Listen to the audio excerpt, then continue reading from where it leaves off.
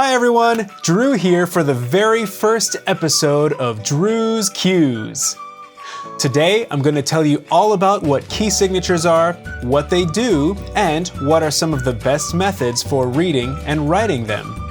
Stay with me for the next few minutes and you can learn this all for yourself.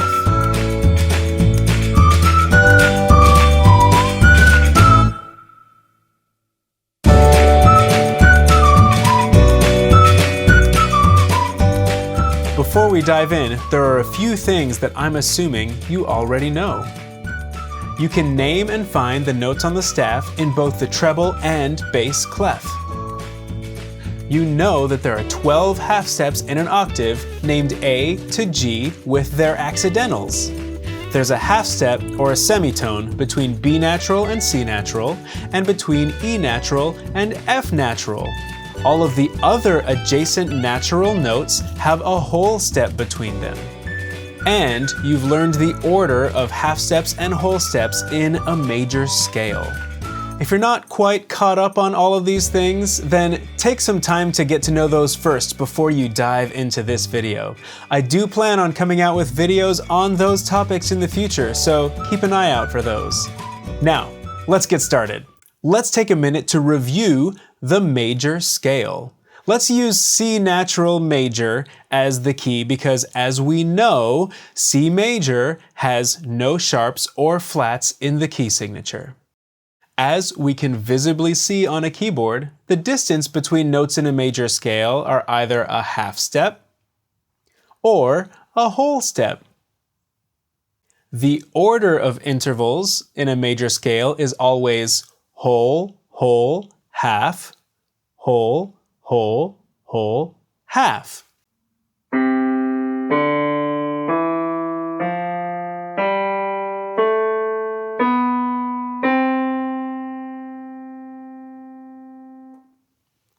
So what does a key signature do?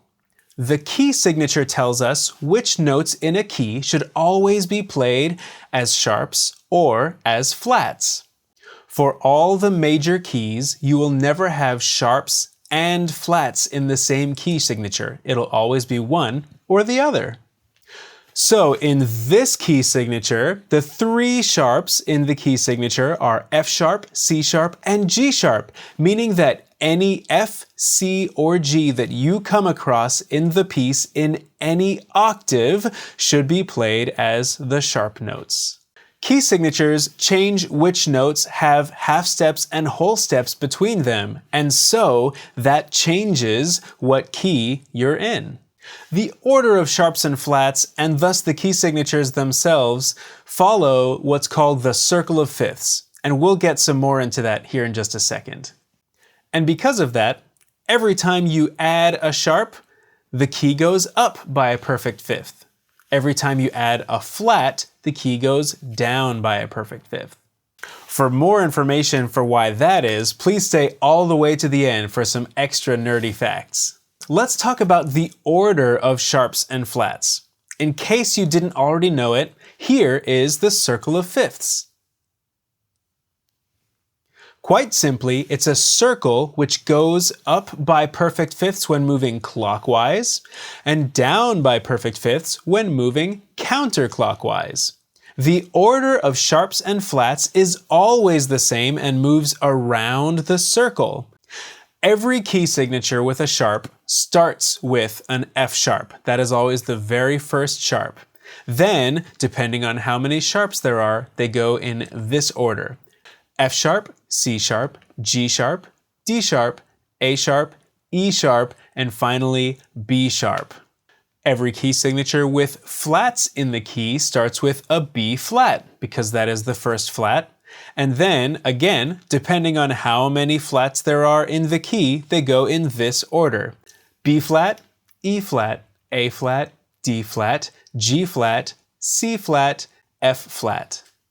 Notice that the order of flats and sharps from first to last are the same, but reversed. But if you write them all as ascending perfect fifths, it's actually just a repeating pattern.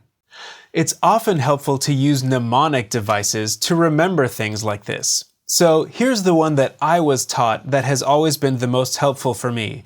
What's most helpful about it is it's reversible. So the order of sharps, of course, starting with F sharp, goes like this. Father Charles goes down and ends battle. And if you reverse it but use the same words, battle ends and down goes Charles's father. Same words, reversed order gives you first the sharps and then the flats. All right, that was a bunch of info already. If you need a little bit of time to digest all of that, now is a good time before we go on to the next step. While we're here, if you're enjoying this content and want more of it, please like this video so more people can see it, subscribe to the channel, and then hit the bell so that you get notifications and don't miss anything. Now, let's keep going. For both sharp keys and flat keys, there are two methods for reading the keys that I would like to introduce to you today. For the first method, for sharp keys, we are going to write out the order of sharps, F, C, G, D, A, E, B. Cross off the letters of all of the sharps that are in the key signature. You'll see that they go in order. Then cross off one more letter and circle the next one. The note that you circled is the major key for that key signature. Here is an example. This key signature has two sharps, so we will write out the order F, C, G, D, A, E, B. Then cross off the F because there's an F sharp, and cross off the C because there's a C sharp. We'll cross off the G because we cross off one extra sharp, then circle the letter D. This tells us that the major key for this key signature is D major. Here's another one with a lot more sharps. Again, let's write out the letters for the order of sharps. F, C, G, D, A, E, B. Now let's go from the beginning of the key signature and cross off letters that go with those sharps. F, C, G, D, A. Now we cross off one more, E, and then circle the B. This key signature is B major. The first method for flats is similar, but actually simpler. First, we'll start it off kind of the same way, but you'll see why it gets easier. We'll start off by writing out the order of flats. B, E, A, D, G, C, and F. Then you cross off the very last flat in the key and then circle the previous one. And that gives you the major key. Let's use this key signature as an example. It has three flats: B flat, E flat, and A flat. So let's first write out the whole order again. B, E, A, D, G, C, and F. Now we're going to cross off the last flat, which in this case is A flat, and then circle the one right before it, which is E flat. So this key is E flat major. But what if all we have is a B flat in the key signature? We can't just go back to the one right before it. Now what do we do? Well, check this out. Let's write out the order once again. B, E, A, D, G, C, F. Now we cross off the B because of our B flat, and instead of going back, we circle around to the other end and it gives us an F. Knowing that there's no F flat in the key signature right now, it must be the key of F major. Now that we've seen it all in action, the easier way is really this. First of all, just remember that if there's one flat in the key signature, the key is F major. For that one, there's no way to get around it. For the rest of the flat keys, just circle the second to the last flat, and that is your key. Here's another example. This key signature has 6 flats in it: B flat, E flat, A flat, D flat, G flat, and C flat. Let's just circle the second to last one. That's a G flat, and that is our key, G flat major. If that first method for sharps and flats were helpful to you, let me know in the comments below. We're going to jump on to the second method for both sharp keys and flat keys. For the second method for sharp keys, we're going to look at the very last sharp in the key signature. Then just know that the last sharp in the key signature is always scale degree 7 of the major key that you're in. Looking at that last sharp, we'll go up by 1/2 step, and that gives us the key. For example, this key has an F sharp and a C sharp. So, with C sharp being the last key, we go up 1/2 step to D natural, and that's it, we're in D major. Now let's look at this example. This key has 5 sharps in it: F sharp, C sharp, G sharp, D sharp, and A sharp. That last sharp is scale degree 7, so we go up 1/2 step to B natural, and we know that this is the key of B major. And that's all you have to do for that second method for sharps. Now let's use a similar method for flats. We're going to look at the last flat in the key and know that that is scale degree 4. We're going to go down a perfect fourth from that flat to find what major key we're in. In this example, this key only has 2 flats in it, B flat and E flat. Going from our last flat, which is E flat, and going down a perfect fourth, we get to B flat. So the key is B flat major. Looking at this example, we have 6 flats in the key: B flat, E flat, A flat, D flat, G flat, and C flat. Going from the C flat down a perfect fourth gets us to G flat. And so this key is G flat major. I personally use the second method when I'm working with sharp keys, just knowing that the last sharp is scale degree 7 and going up by 1/2 step.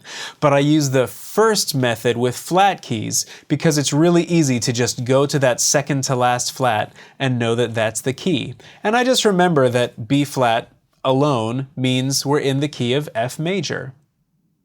Eventually, it's best to just memorize the key signatures and know them by sight. And really, you'll probably do that eventually over time, just from exposure to them in the music that you're playing. But it's also helpful to understand how and why they work the way they do. What about writing key signatures? In order to write the key signatures, basically work backwards. Remember that in this video, we're only working with major keys, no minor keys or any other modes. So first, remember that C major has no sharps or flats in the key. Then, remember that if the key you are trying to write is F major or has a flat in it, like G flat for example, then it's going to be a key with flats in the key signature. All of the other keys, which include F sharp major, C sharp major, and any of the other natural notes, are going to include sharps in the key signature. If it's a sharp key, using the second method, look at the key name, like D major or G major, go down 1/2 step from that note, and that's going to be scale degree 7 of the key. It's also going to be your last sharp in the key signature. Then start writing out sharps in order F, C, G, D, until you get to that sharp. That'll be the last one in the key signature, and you'll have the key signature for your sharp key. Here's an example.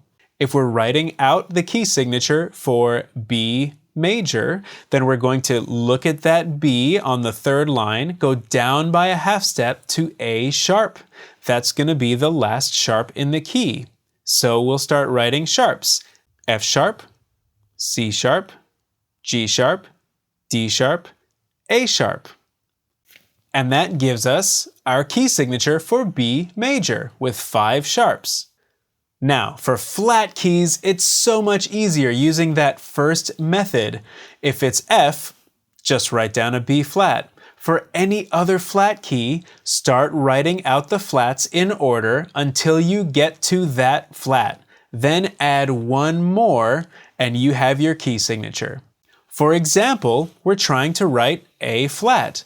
So let's write out our flats in order. B flat, E flat, A flat, there's the key, so we need to write out one more, D flat. And there it is. The key signature for A flat major has 4 flats in it. B flat, E flat, A flat, and D flat. Now that we've gone through all these methods, let me know in the comments below which is most helpful for you, which one you already use, and if there's something new that you learned that you didn't already know. A quick note about minor keys. Minor keys are going to have all of these same key signatures, but they're used slightly differently. And actually, every major key has what's called a relative minor key. So the key signature for A flat major is not going to be the key signature for A flat minor. We're going to get to all of that in another video coming soon. Before we get to some bonus nerd facts for the day, I need to take a moment to say thank you to Miss Tessa Walker, who's been incredibly helpful for getting this project started. Now, nerd facts.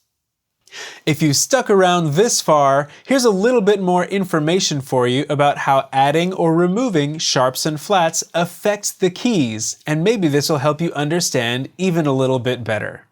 Whenever you add a sharp to a key signature, you are taking scale degree 4 of the key that you were in and raising it by a half step and rearranging the orders of whole steps and half steps in the scale.